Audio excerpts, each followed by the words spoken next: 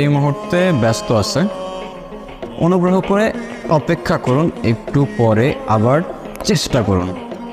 মানে last one. Yes. Excuse me, কি?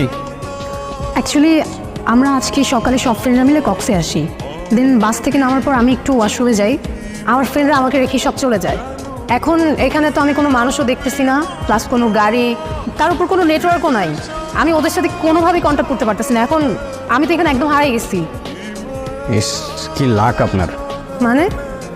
মানে আমি গত 5 বছর ধরে হারানোর ট্রাই করতেছি, যেখানে চোখ যাচ্ছে সেখানে চলে যাচ্ছি, কিন্তু হারাইতে পারতেছি না। আর আপনি না চাইতেও পেয়ে গেলেন।